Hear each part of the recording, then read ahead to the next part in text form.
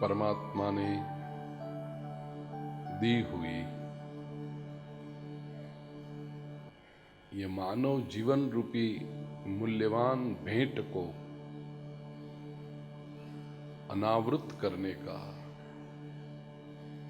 उससे लाभान्वित होने का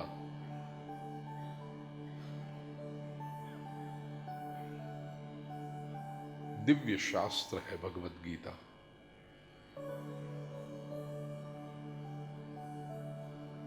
और वह हम तभी कर सकते हैं when we are in control of our own self।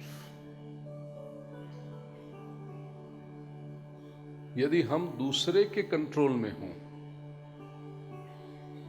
तो ये कैसे हो सकता है?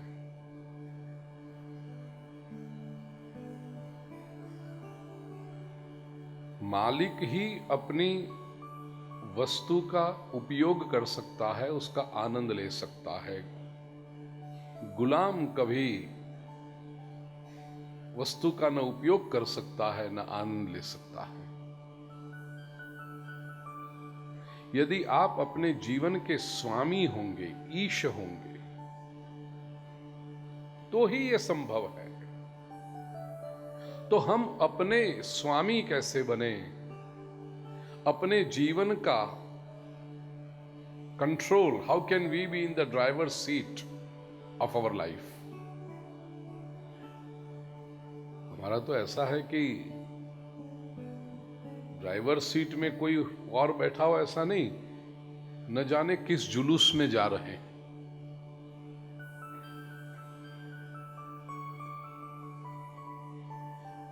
जिंदाबाद जिंदाबाद के नारे लगा रहे हैं। एक बार न्यूज में मैंने देखा था कि जिंदाबाद जिंदाबाद के नारे लगा रहा, बहुत बड़ा जुलूस जा रहा है।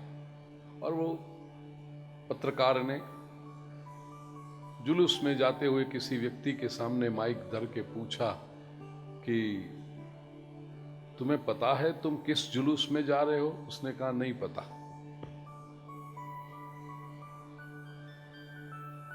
उसको साइड पे बुला के पूछा फिर तुम जा क्यों रहे हो?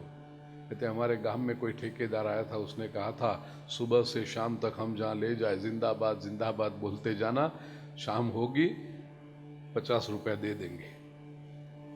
हम तो इसके लिए आए, मुझे पता नहीं है क्या है, किस लिए। ये झंडा भी यदि हाथ में पकड़ा है तो किसका झंडा है कुछ पता नहीं।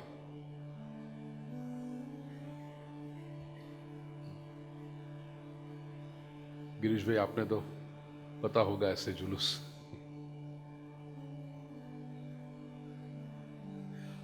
हम ऐसे कोई केओटिक जुलूस में निकले हुए हैं। कहां जा रहे हैं? जहां आगे वाला जा रहा है। आगे वाला कहां जा रहा है उसे खुद पता नहीं। किस लिए जा रहे हैं, हेतु क्या है, कुछ पता नहीं, बस जा रहे हैं। पूरा जीवन निकल जाता है। प्रिय स्वजनों, भगवत गीता हमें सिखाती है टू बी इन कंट्रोल। और ऐसे जिन्होंने योगारूढ़ जो हुए हैं, योग के आरूढ़ की भूमिका से ऊपर उठकर अब योगारूढ़ होने लगे हैं, योग साधना जिनकी पक्की होने लगी है, ऐसे लोगों के जीवन पर परिणाम क्या दिखते हैं, ये 6ठे अध्याय के 7वें, 8वें और 9वें श्लोक में जो बताया है। 7वें 8वें श्लोक का दर्शन हमने किया। 9वां श्लोक, आइए एक एक चरण हम बोले, मेरे बाद में आप लोग। 9th verse. सुरहन्मित्रार्युदासीना मध्यस्थद्वेष्य बन्धुषु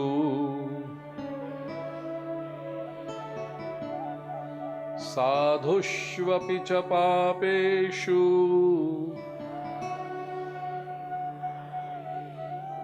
समबुद्धिर्विशिष्यते।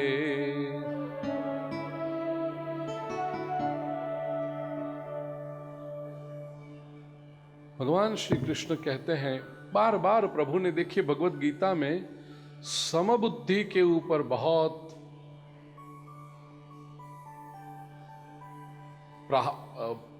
महिमा की है, उसकी अत्यंत विचार किया है। योग की व्याख्या करते समय ही प्रभु ने कह दिया था योग क्या है। समत्वम योग उच्यते, समबुद्धि होना। मानव की अलग अलग भूमिकाएं यहां पर बताई हैं, किस प्रकार के लोग होते हैं। लेकिन इन सब में देखिए, सुरहन मित्रार्युदासीन मध्यस्थ द्वेष्य बंधुषु, सुहृद वेल विशर, सुहृद। फिर मित्र,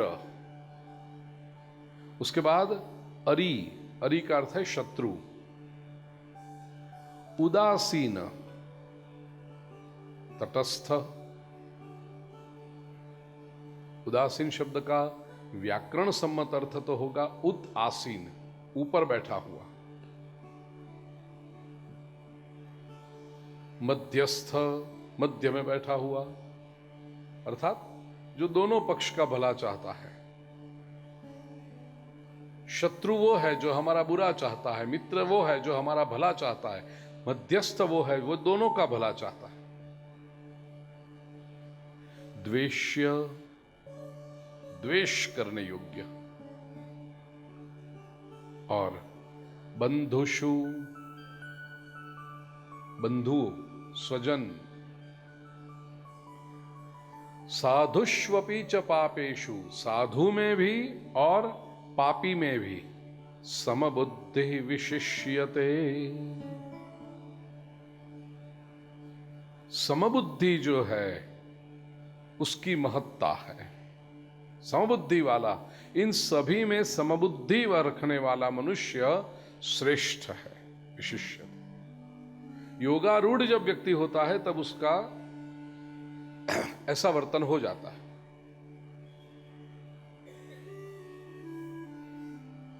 समबुद्धि का अर्थ सम व्यवहार नहीं है, इतना ध्यान रखना, नहीं तो अर्थ का अनर्थ हो जाएगा। साधुष्वपि च पापेषु समबुद्धि, सज्जन में और पापी में दोनों में यदि समबुद्धि रखोगे और समबुद्धि का अर्थ करोगे समान व्यवहार, तो सज्जन को, संत को भी प्रणाम करो, साधु को, और कोई पापी आता है उसको भी प्रणाम करो। नहीं, समान व्यवहार नहीं होगा। पापी को दंड देना चाहिए, सज्जन को प्रणाम करने चाहिए। समबुद्धि का अर्थ है उन सभी में समान रूप से परमात्मा का दर्शन करता है, ऐसा व्यक्ति विशिष्यते। पूरी मनुष्य जाति को, प्रिय स्वजनों, 9 विभाग में हम बांट सकते हैं। ये जो 9वें श्लोक में प्रभु ने गिनाए हैं। सबसे पहला है सुहृद। बिल्कुल व्याकरण से अर्थ करें, सुहृद, सुहृद। हृद का अर्थ है हृदय, सु सुंदर, जिसका हृदय सुंदर है, जिसका हृदय उत्तम है। इसका अर्थ जो सभी का कल्याण चाहता है, वो किसी के लिए अंतःकरण में विकृत भाव, बुरी संवेदना नहीं रखता है। जो व्यक्ति सुहृद वो है जो आपकी संवेदना को शेयर करता है, वो सुखी के साथ सुखी और दुखी के साथ दुखी होता है, वो सुहृद है। मित्र, जो अपने, एक बार जिसने अपना समझ लिया, उनका हित चाहता है, उनका कल्याण चाहता है। आप उससे पूछो या ना पूछो, वो आपके लिए हितकारक सूचन ही करेगा। यह मित्र है। भर्तृहरि ने तो मित्र के बहुत सुंदर लक्षण बताए हैं। अपने चाणक्य नीति में चाणक्य जी ने भी बड़े सुंदर मित्र के लक्षण बताए कि मित्र कौन हो सकता है। लेकिन वो चर्चा में अभी मैं नहीं जा रहा हूं। और इन्हीं सब विद्वानों के आधार पर गोस्वामी तुलसीदास जी ने किष्किंधा कांड में प्रभु रामचंद्र जी जब सुग्रीव से मैत्री करते हैं, उस प्रसंग में भी मित्र के लक्षण गोस्वामी जी ने बड़े सुंदर वर्णन किया।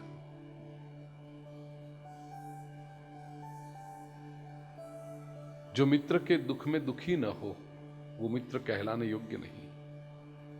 जो मित्र को सन्मार्ग पर न ले जाए वो मित्र कहलाने योग्य नहीं। समाज में अधिकतर लोग सन्मार्ग पर ले जाने वाले को मित्र नहीं कहते, बुरे मार्ग पर ले जाने वाले को मित्र कहते हैं। कोई भी व्यसनी व्यक्ति हो, उससे पूछा जाए कि भाई व्यसन कैसे शुरू किया, अपना एक मित्र था, पहली पुड़ी उसने ही खिलाई थी।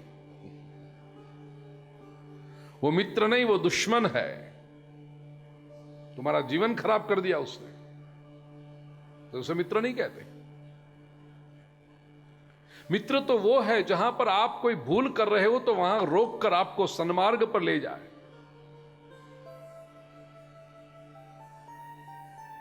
सन्मित्र लक्षणमिदं कवयो वदन्ति। सन्मित्र के लक्षण हैं अरि, शत्रु, जो हमेशा आपका अहित करना चाहता है, आपको दुखी करना चाहता है, आपके मन से विरुद्ध करना चाहता है, वो आपका शत्रु है। कई लोग होते हैं, आपको ये चाहिए, ये नहीं देंगे।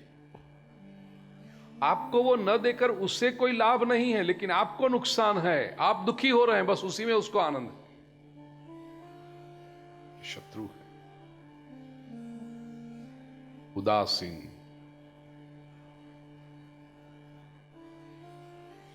उदासीन, ऊपर बैठा हुआ। सुख की परिस्थिति हो, दुख की परिस्थिति हो, उसे कोई फर्क नहीं पड़ता। अनुकूलता विपरीतता सभी में वो सुख दुख से परे हैं, ये उदासीन। मध्यस्थ, मध्यस्थ, जो मित्र भी नहीं है, शत्रु भी नहीं है। दूसरे अर्थों में कहे तो वो नुकसान नहीं करेगा, लेकिन कोई लाभ भी नहीं देगा, बीच में है वो। यदि उससे पूछोगे तो निष्पक्षता से कुछ सूचन करेगा, न पूछोगे तो बैठा रहेगा। इतना है कि जो मध्यस्थ व्यक्ति है उसमें किसी को दुखी करने की वृत्ति नहीं होती, इसलिए उसे मध्यस्थ कहा। द्वेष्य, इस व्यक्ति के कर्म ही ऐसे हैं कि उससे सारे लोग द्वेष करते, उसका तिरस्कार करते। बंधु, भाई, बांधव, पारिवारिक व्यक्ति, स्नेही, साधु। भारतीय संस्कृति का बहुत सुंदर शब्द है ये साधु, लेकिन कुछ लोगों ने उसके अर्थ को बड़ा विकृत कर दिया। कबीर जैसे महापुरुष तो अपनी दोहे में, साखी में, भजनों में साधो, वो संबोधन ही साधुओं से करते हैं।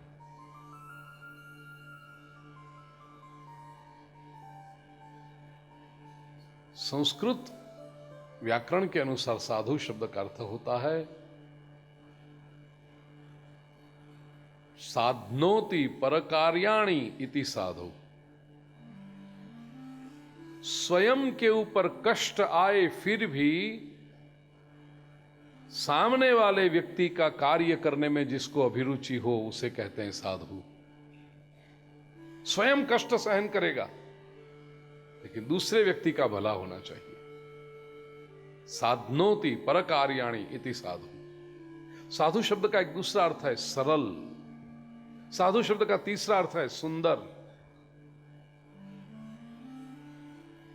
आप किसी कवि सम्मेलन में जाइए या संगीत के कार्यक्रम में जाइए, किसी कवि का कोई पंक्ति आपको पसंद आ गई या कोई गायक ने अच्छा गाया, तो आजकल लोग क्या कहते हैं, वाह वाह वाह वाह करते हैं। वाह वाह, ये वाह वाह उर्दू शब्द है। हमारे यहां प्राचीन भारत में जब किसी कलाकार को, किसी कवि को या कोई भी कार्य के लिए यदि किसी को प्रोत्साहन देना होता था तो लोग कहते थे साधु साधु साधु। अति सुंदर। साधु शब्द का अर्थ है सरल। मैंने कई बार प्रवचनों में कहा है, ये जागृति लाने के लिए। कन्यादान देने के लिए बैठा हुआ कन्या का पिता, अभी कन्या तो भीतर कक्ष में है, उसे लाया नहीं गया है, लेकिन वर का स्वागत होता है, उसको यज्ञ वेदी के पास निमंत्रण किया जाता है। गुजराती में આપણે જેને કહીએ चौरी मंडप। और विवाह की विधि शुरू होती है। उसमें विवाह विधि ये धार्मिक विधि नहीं है। कई लोगों को गलत मान्यता है ये। विवाह विधि भगवान हैं, वहां बैठे हैं, लेकिन भगवान की एक्सटेंसिव पूजा नहीं है वहां पर। भगवान साक्षी के रूप में बैठे हैं।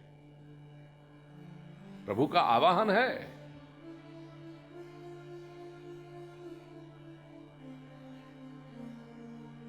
विवाह विधि एक सोशल कॉन्ट्रैक्ट है। पारस्कर गुह्य सूत्र के अनुसार जो विवाह विधि होती है उसमें पहली जो आधा सेरेमनी है, जब तक कन्या नहीं आई है, कन्या के माता पिता वर के पास से कुछ वचन लेते हैं, प्रॉमिसेस लेते हैं। भगवान की साक्षी में, ब्राह्मणों की साक्षी में, स्वजन संबंधियों की साक्षी में, समाज के अग्रणी लोग जो आए हैं विवाह में, उन सबकी साक्षी में वर राजा अपने होने वाले श्वशुर को कुछ वचन देता है।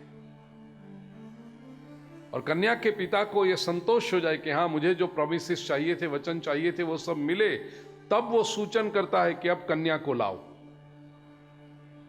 तब तक कन्या अंदर रहती है इन टोटल प्रोटेक्शन। किसके? मामा के। क्योंकि माता पिता तो यहां है। माता और पिता के बाद कन्या का कल्याण चाहने वाला, कन्या का सबसे नजदीकी रिश्तेदार जो कन्या का भला चाहता है, वो कौन है? उसका मामा। इसलिए यहां पर सब कॉन्ट्रैक्ट हो गया, पूरी कंडीशंस फुलफिल हो गई, जितने जितने प्रॉमिसेस चाहिए थे वो मिल गए। फिर भीतर सूचन भेजा जाता है कि अब लाइए, तो मामा कन्या को लेकर आता है। और बाद में जो आधी विवाह विधि है वो वर और कन्या के बीच में प्रॉमिसेस है। वर कुछ प्रतिज्ञा करता है, कन्या कुछ प्रतिज्ञा करती है, इन सब के सामने साक्षी रूप में। यह विवाह विधि।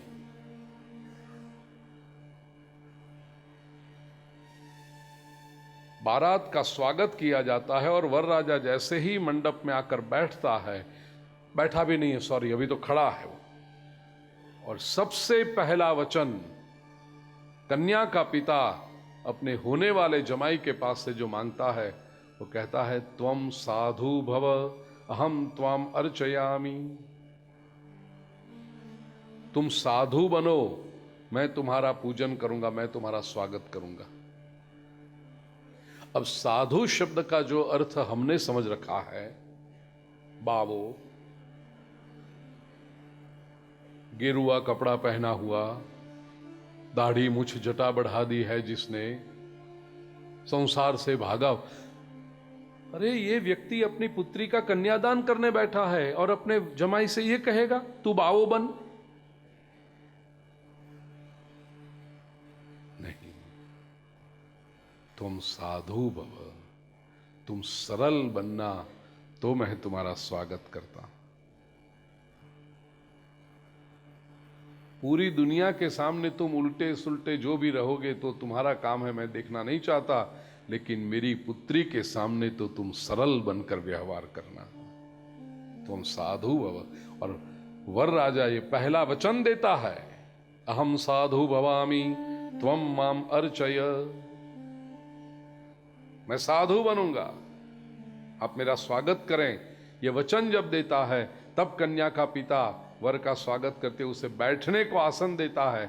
विष्टरो विष्टरो विष्टरः विष्टरः प्रतिगृह्यताम, वर कहता है प्रतिगृह्णामि, मैं साधु बनूंगा। ये वचन जब वर राजा देता है तब कन्या का पिता उसे बैठने के लिए आसन देता है। समझ लो, यदि ये वर वचन न दे साधु बनने का तो कन्या के पिता को अधिकार है बारात लेकर आए हुए ये दूल्हे को even without offering a seat बैठने को भी नहीं कहे और उसे कहे गेट आउट। यदि तुम सरल बनना नहीं चाहते, यदि तुम साधु बनना नहीं चाहते, मैं मेरी पुत्री तुम्हारे हाथ में न सौंपूं।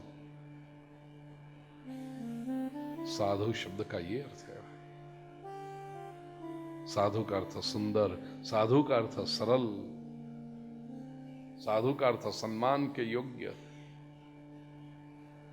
ऐसे है। और वो क्यों है? क्योंकि उसका स्वभाव है भलाई का। उसे स्वयं कष्ट पड़े फिर भी वो दूसरे का भला ही करेगा, ये साधु है। स्तुति निंदा से पर होकर समाज मेरी प्रशंसा करता है, समाज मेरी निंदा करता है, समाज मेरे पीछे चल रहा है नहीं चल रहा है, इसकी कोई फिक्र किए बिना केवल समाज के कल्याण का हेतु रख करके निरंतर सात्विक प्रवृत्तिशील रहने वाला इस समाज का साधु है। और अंत में कहा पापेषु, पापी दुर्गुणी, वो बुरा ही करना चाहता है। आप उसके सामने लाख भला करो, कहावत है ना कि सांप को आप चाहे कितना भी दूध पिलाओ वो तो जहर ही देगा। पापेश, वो भलाई कर ही नहीं सकता, उसके स्वभाव में नहीं, उसके डीएनए में नहीं।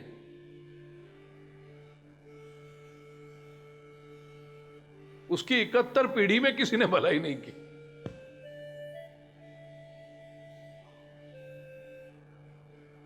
ये पापेश। और नहीं सुधरते लोग।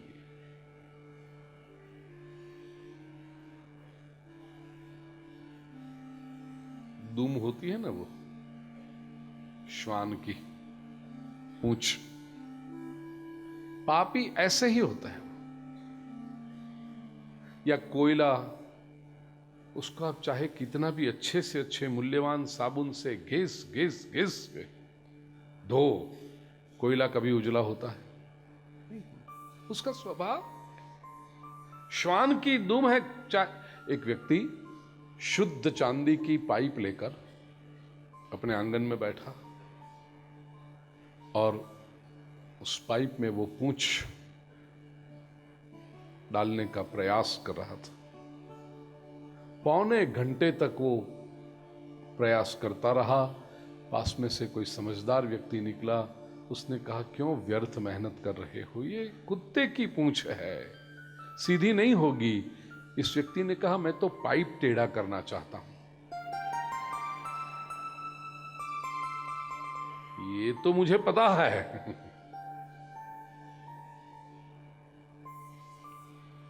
पापी। इन सभी में आप देखिए तो साधु, सुहृत, मित्र, मध्यस्थ, बंधु और उदासीन, ये 6 शुभ पक्ष है। और पापी, अरि अर्थात शत्रु और द्वेष्य, ये 3 अशुभ पक्ष हैं। इन सभी में जो समान वर्तन करता है,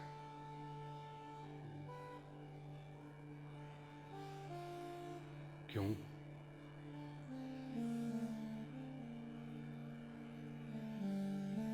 योगारूढ़ व्यक्ति को इस बात का ज्ञान हो चुका है कि इन सब का जो इंट्रिंसिक एग्जिस्टेंस है, आंतरिक उनका मूल पदार्थ, वह परमात्मा है।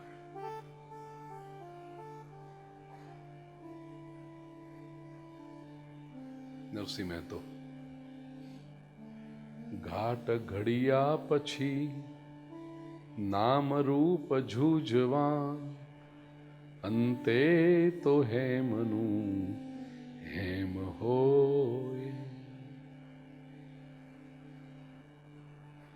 सुवर्ण की छुरी बनाई, सुवर्ण की तलवार बनाई, या सुवर्ण का हार बनाया, हार कोई पहनाएगा तो अच्छा लगेगा, लेकिन वही सुवर्ण से बनाई हुई छुरी कोई पहनाएगा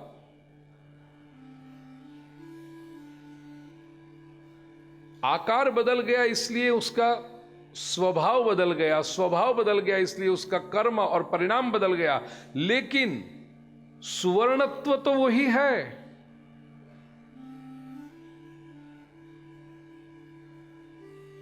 जौहरी के पास जब लेकर जाओगे और कहोगे ये हार बेचना है और ये तलवार बेचनी है, तो जौहरी ये नहीं कहेगा कि हाँ हार तो मैं ले लूंगा, तलवार छोड़ दो, ये तो बहुत बुरी है, उसने तो कितनों की हत्या की है।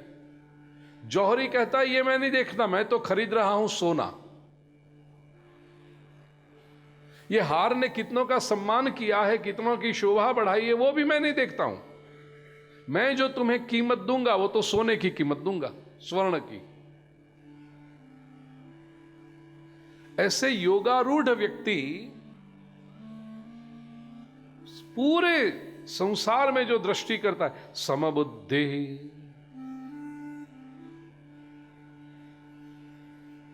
ये रखना मेरे प्रिय स्वजनों कठिन बात है, लेकिन इसीलिए वो विशिष्यते। अब 10वें श्लोक से लेकर 15वें श्लोक तक, ये 6 श्लोकों में